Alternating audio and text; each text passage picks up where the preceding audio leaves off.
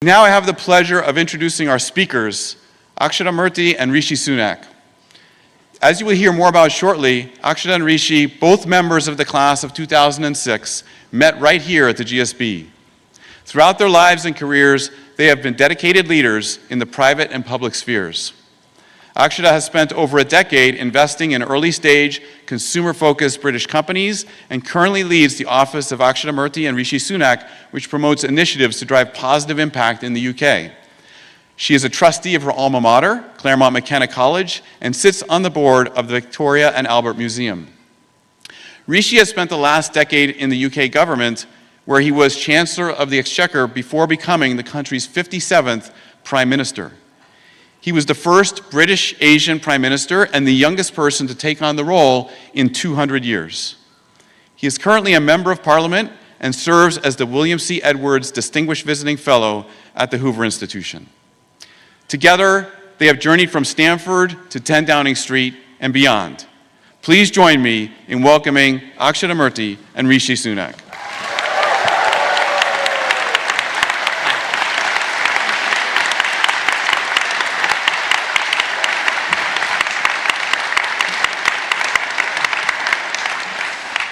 Okay, Dean DeMarzo, thank you for your very kind words of introduction and for giving us the honour of joining you all today. Now, we've all just rightly applauded the faculty and staff for their brilliant work and your friends and family for their love and support. But last, and by no means least, class of 25, you made it. So congratulations. It's time to give yourselves a massive round of applause.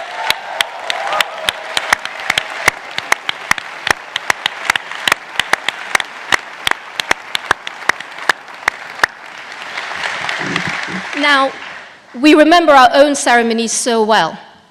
It was actually the first time our parents met. So it's wonderful to return in slightly less stressful circumstances. Stanford was transformational for us. I came here from India via Los Angeles, and Rishi from the UK. It opened our eyes to a whole new way of thinking, and it's informed everything we've done since. It also changed the course of our lives, because this is literally where we met, in the Schwab courtyard, to be precise.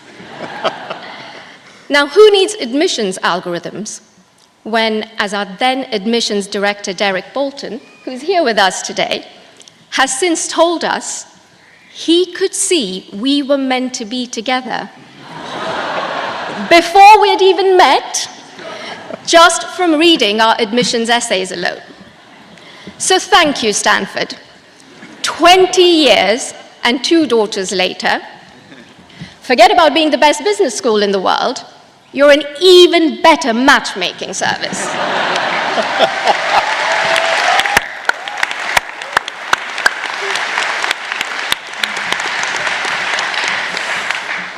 And now here we are, so honored to be the first GSB couple to do a commencement speech together.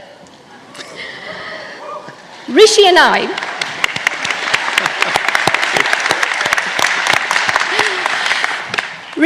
approach things quite differently. So let's just say the process of preparing for today has been just a little bit revealing. I've heard couples therapy can be quite painful, but upon reflection, that might just have been the easier option. But on a more serious note, it's also been incredibly rewarding, because it's allowed us, the both of us, to reflect on who we are and how our experience here at the GSB has played such an important role in shaping our life together. And our different approaches have meant that we could push each other's thinking to become something better, sharper, deeper.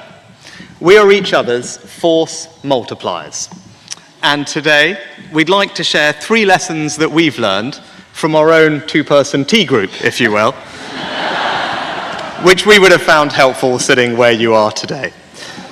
Now, the first lesson is what I've learned from Akshata about the false comfort of data alone.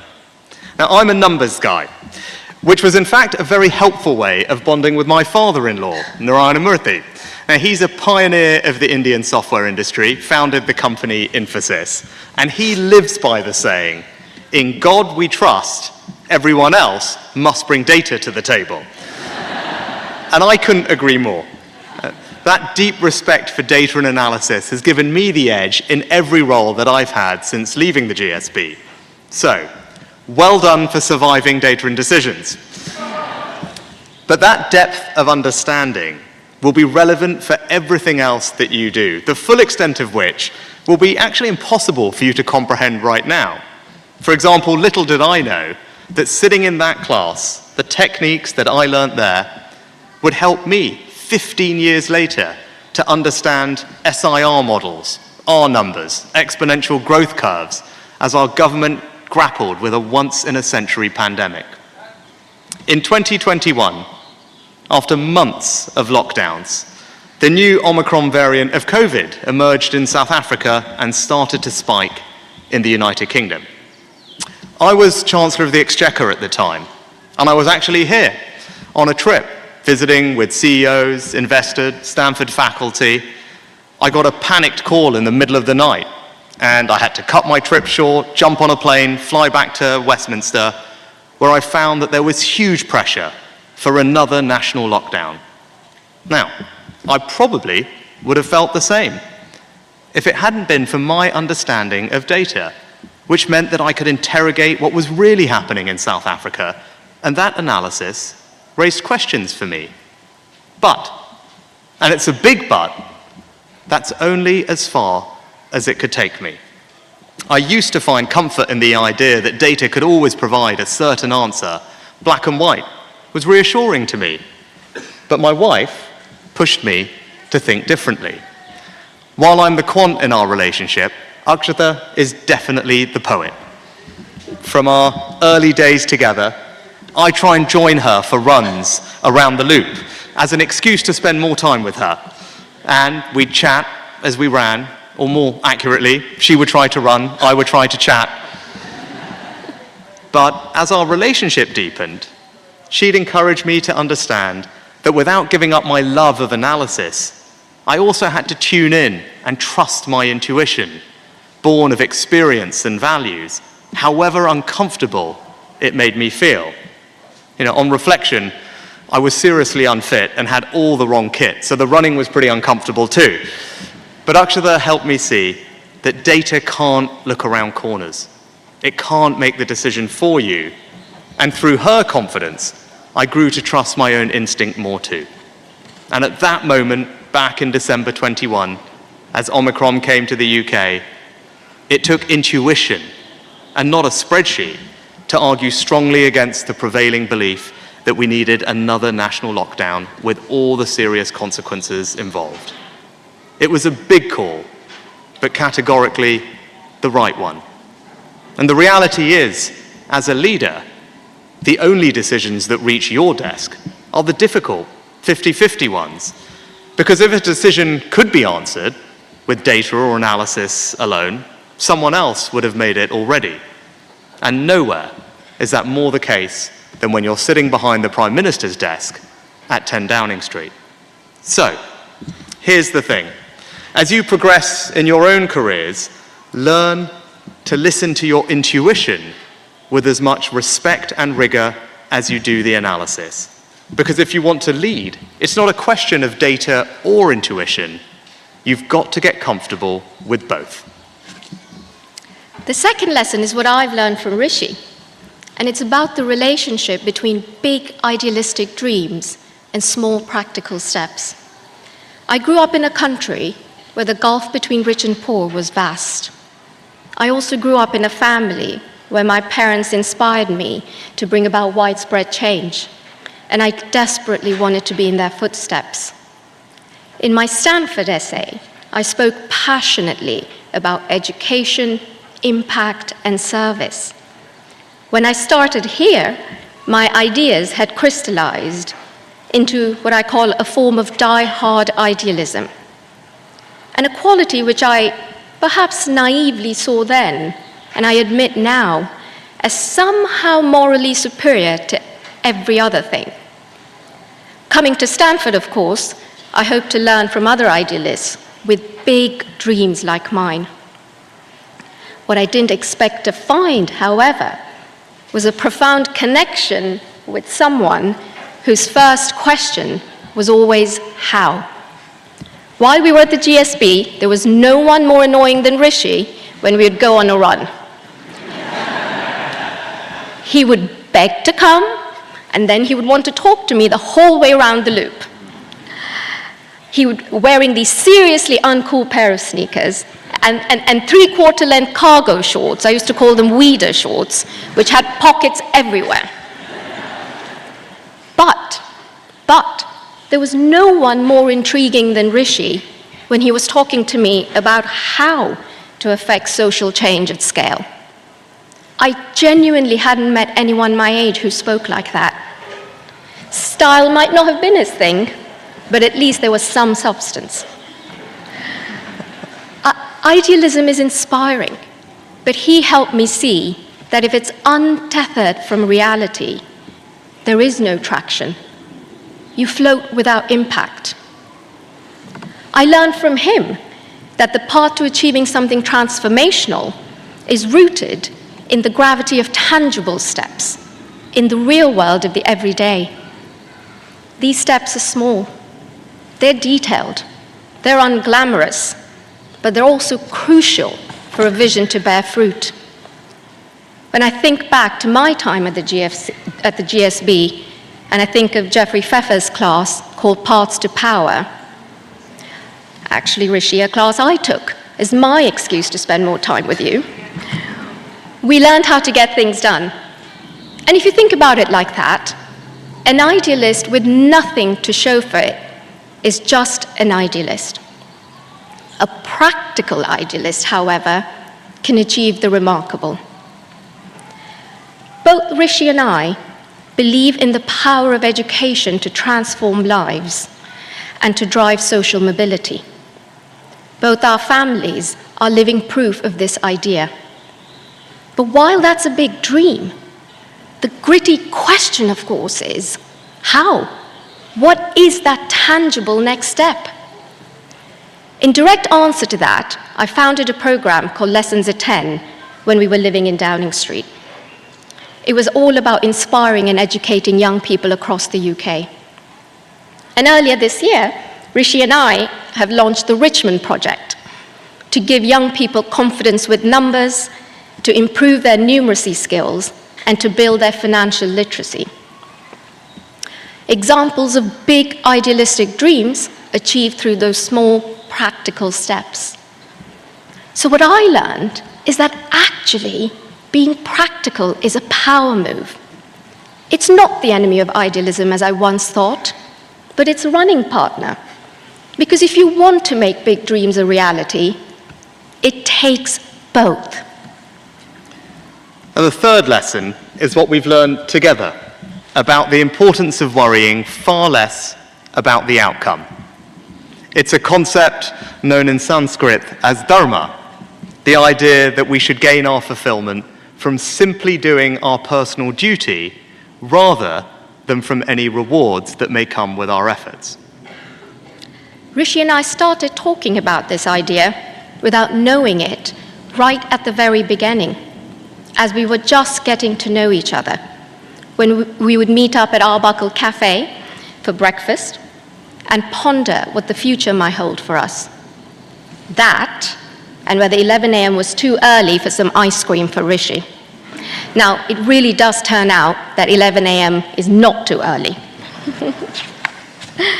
The concept of Dharma has been an ongoing conversation and our guiding principle ever since. Successes and failures are part of the package that comes with leadership. And it doesn't matter who you are, in business or in politics. You will feel that on a deeply personal level, not least because the criticism can be noisy, it can be relentless, and it can be distracting. Now, obviously, you don't walk through the door at number 10 Downing Street without understanding this, but I'm so grateful that Akshata and I shared this commitment to Dharma, especially at the hardest moments, because it helped get us through them together. In the summer of 2022, I failed in my bid to become leader of the Conservative Party and Prime Minister. After fighting incredibly hard for what I believed was right, it was a very difficult blow. But the flip side of that disappointment was that I got to spend more time with my family after a grueling few years. It felt good focusing on being a member of Parliament, a husband, a dad. Our girls were thrilled that they got to go to TGI Fridays more often. The dog was thrilled to go on many more walks. And even Akshata was thrilled, I think, to have her running partner back. This time with considerably better gear, I might add. But 6 weeks later, my predecessor resigned. There had been a run on the pound, inflation was at a 40-year high, and the opposition party had a 36-point poll lead, which would require a monumental turnaround even at the best of times. Now, all politicians, if they're being truly honest with you, are a mixture of ambition and duty. A purely ambitious politician would at this point have sat out the impossible situation. That weekend, Akshata and I were in different places and we could only speak in snatched moments on the phone. But she reminded me that my Dharma was clear. It was my duty to do the job because I felt that I could help my country at a very difficult situation. And 2 days later, I became Prime Minister. It was a battlefield promotion at a time of crisis, and one that I'll always be proud of. So here's the lesson.